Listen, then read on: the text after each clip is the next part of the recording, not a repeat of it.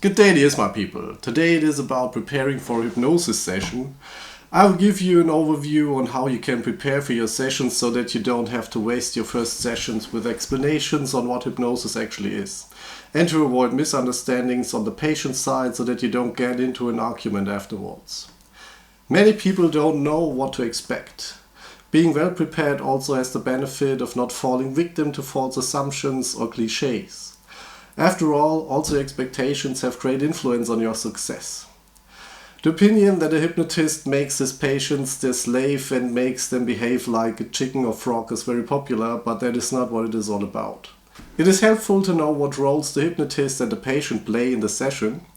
Take your time, inform yourself, think if hypnosis is something for you.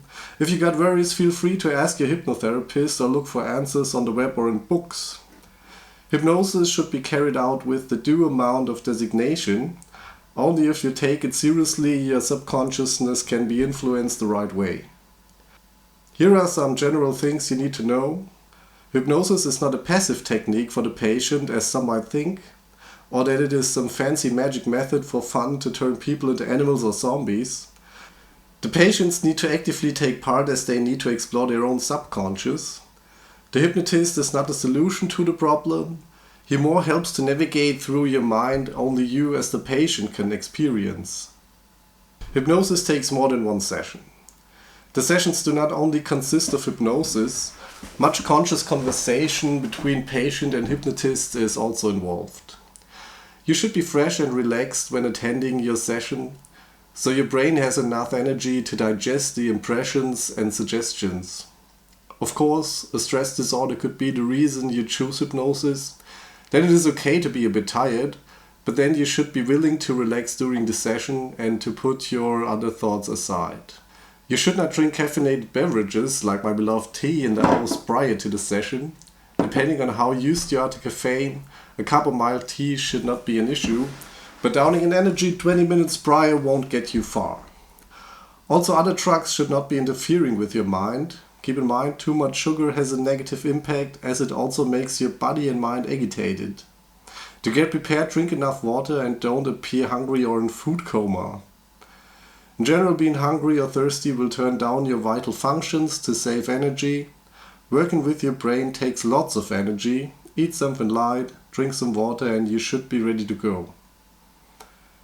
Prepare your topics before going to the session. What is your problem? What would you need to function again? This also prepares your subconsciousness to already open up for the topic. You show readiness to analyze yourself and work on it, which kind of is the purpose of hypnosis. You can also write your thoughts down and share them with your therapist. It can be important to share private thoughts as well. Be willing to share your true thoughts, opinions and experiences during the session. Lying to your hypnotist would also be lying to you in that case. If there are topics you don't want to talk about, that is also good. Just tell the hypnotist that you do not want to talk about a certain topic at that point of time. They will understand. An overview of your previous or simultaneous therapies and the medications you are currently on is important information for your therapist. To do yourself and the therapist a favor, share this information prior to the start of your sessions. Please also speak with your other therapists about your idea to use hypnosis. It should be aligned with other therapies if applicable. You see, there's lots that can be prepared before the actual therapy starts. Make up your mind what hypnosis is, prepare the topics as far as possible and let your therapist know about your preparations, expectations and other therapies going on. During this session you can also speak to your hypnotist. It is not just them talking to you. If something is unclear, if you feel uncomfortable, if you cannot concentrate on the session as something else is going on in your head, if your therapist gets proper feedback, they can adjust the therapy and are unable to help you out. Don't try to test the effects of hypnosis in the sense of, my hypnotist said I cannot close my eyes, but let's see if that is true. If you really want it, you can always end or alter the effects of hypnosis. You're not under the effects of some magic spell. That is the point of hypnosis. It only works if you allow it to work. If you let the therapist guide you, if you decide to end it, you can end it any time. You will not be a slave to the words of someone else, so let it happen, go with it, and you will benefit and not lose time. Please follow the instructions of your hypnotist. Listen to his voice and follow his words. Try to get into an inner observer position. Observe your thoughts and try to put thoughts and feelings aside that are not related to the therapy. Also, don't try to analyze what your therapist could be trying to achieve. Too much critical thinking will get you out of the hypnosis. Hence, it is crucial to find a hypnotherapist you can trust. Best effects are achieved when you are fully immersed into the hypnosis or trance. Try to focus on the feelings of your body, your thoughts and visuals that arise from suggestions. In general, you should not hold on to anything and overthink it. Let it happen. Once the hypnosis is about to start, you will be induced. The induction of trance can lead to other effects like coughing, itching, laughing. Let it happen, laugh, scratch to ease the urge. If you would try to suppress it, it will distract you from the therapy and the relevant thoughts. You can also use the relief to go deeper into trance. Like, after I cleared this, I'm allowed to relax even more. After the session, you should allow yourself to fully recover from the session. 50 minutes should be all you need. It is like waking up from a nap. As you might still be tired afterwards, avoid long car drives. Maybe you got a friend who can take you to the sessions and get you back home afterwards. Allow your mind to work on in the background. After the session, you should avoid stress or activities that need deep concentration. In the first up to 3 days after the hypnosis, you should not worry too much about it. Some of the effects take their time to shape the subconsciousness, and some will only be established overnight when other processes take part in your brain, like things involving long-term memory and such. Therefore, it is important to get enough sleep afterwards so these processes can take part.